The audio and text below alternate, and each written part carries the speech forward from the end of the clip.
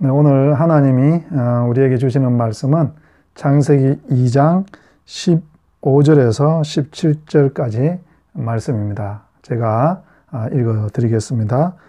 여호와 하나님이 그 사람을 이끌어 에덴 동산에 두어 그것을 경작하며 지키게 하시고, 여호와 하나님이 그 사람에게 명하여 이르시되, 동산 각종 나무의 열매는 내가 임의로 먹되 선악을 알게 하는 나무의 열매는 먹지 말라.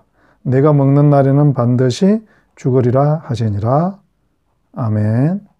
창세기 1장은 하나님이 만드신 창조에 관한 이야기가 있다면, 2장은 그 하나님께서 창조하신 세상을 하나님께서 아담에게 위임하고 그 아담이 어떻게 대신해서 그것을 잘 관리하는지, 대리 통치에 관한 이야기라고 보면 되겠습니다.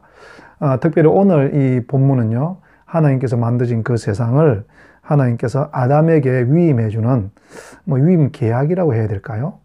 이런 이야기입니다. 그러니까 하나님께서는 이제 천지를 만들고 나서 이 에덴에다가 작은 동산을 만들었죠. 그래서 그 동산에서부터 네 강이 흘러가고 있지 않습니까? 이것은 이 동산이 온 세상을 이 다스리는 하나님의 지혜다, 이런 뜻이 있는 것이죠. 그리고 그 동산에다가 이 아담을 갖다가 놓고 아담에게 이야기를 합니다. 어떤 이야기를 했습니까? 네가 여기서 열심히 경작하고 또 이것들을 돌보면서 내가 그 보수로 모든 동산에 있는 각종 나무의 열매는 내가 마음껏 먹어도 좋다. 하지만 선악을 알게 하는 나무, 그 열매만은 내가 절대로 먹어서는 안 된다. 먹는 날에는 반드시 죽게 될 것이다. 이렇게 하나님께서 말씀을 하셨습니다. 그러니까 이 하나님께서는 아담을 자기의 이 세상을 관리하는 관리자로 세우고 그들에게 이제 월급을 줬다고 보면 되겠죠. 모든 나무의 열매 먹을 수 있어요. 각종 나무의 열매는 마음껏 먹을 수 있는 것입니다. 그런데 단 한 가지, 선악과만 먹지 말아라. 우리 여기서 하나님의 풍성함을 먼저 이야기하지 않을 수가 없겠습니다.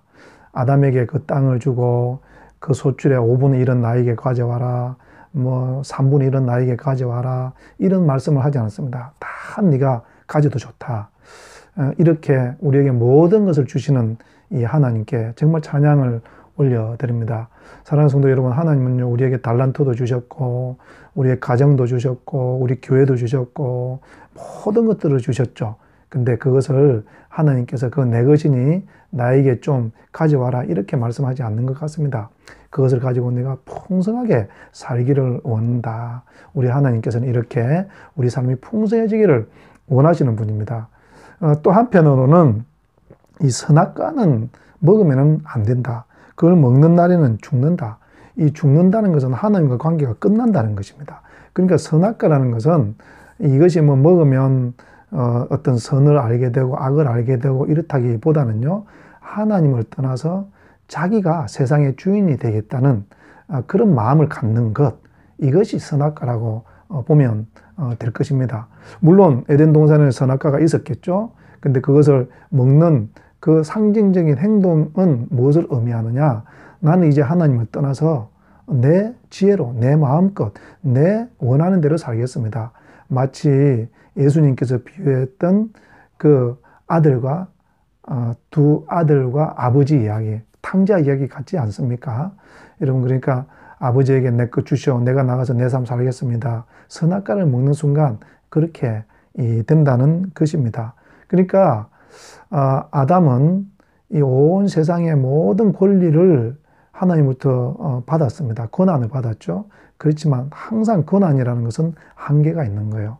대통령으로부터 장관이 임명되잖아요. 그러면 장관이 어떤 그 부서의 모든 일을 관장하죠. 그렇지만 그 자기를 임명한 대통령에 대해서는 한계가 딱 있지 않습니까?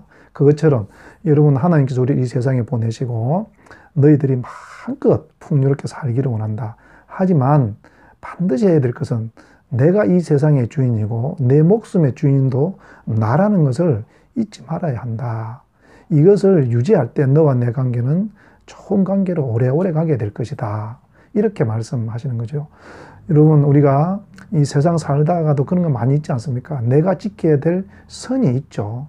그 선을 넘어가면 불행이 많이 닥쳐오는 것을 보게 됩니다. 직장에서도 내 선을 넘어가면은요, 상관으로부터 모질게 어려움을 당하게 되지 않습니까? 아무리 이사라고 할지라도 사장의 권한을 넘보면 그 사람은 더 이상 그 회사에 있지 못하게 되는 것처럼, 요셉이 여러분 보디발의 집에서 참 충성스럽게 일했죠. 그 보디발이 모든 것들을 요셉에게 다 맡겼다고 요셉이 그렇게 이야기했습니다. 그런데 어느 날 이 요셉이 참 아름답고 멋진 청년이었던 것 같아요. 그랬더니 그 보디발의 아내가 이 요셉을 유혹해 왔습니다. 그때 요셉은 뭐라고 대답을 합니까? 창세기 39장 9절에서 이렇게 이야기를 합니다. 이 집에는 나보다 큰 이가 없으며 주인이 아무것도 내게 금하지 아니하였어도 금한 것은 당신뿐이니 당신은 그의 아내임이라. 그런즉 내가 어찌 이 큰 악을 행하여 하나님께 죄를 지으리까? 이 요셉의 대답이 너무 하나님의 이런 요청에 대해서 아담이 해야 될 대답인 것입니다. 그러니까 여러분, 이 창세기 2장에서는요, 하나님과 아담이 어떤 관계로서 살아야 되는지, 하나님과 피조물이 어떤 관계를, 아담과 피조물이 어떤 관계를 맺어가면서 이 세상이 만들어 가야 되는지, 또 아담과 이웃이 사람들끼리 어떻게 살아가야 할지에 대해서 잘 드러나고 있습니다. 정리하면 하나님과의 관계에서는 지켜야 될 선이 있고, 피조물에 대해서는 그것들을 돌보며 이름을 불러주는 사람, 또 이웃들과의 관계에서는 내 뼈를 도려내는 그런 고통을 겪어가면서 아름다운 이웃 관계를 만들어 갈 수 있는 사람. 그래서 그 세상은 아름다운 세상이 되고 하나님이 축복해 주는 세상이 된다. 이 이야기를 전해주고 있습니다.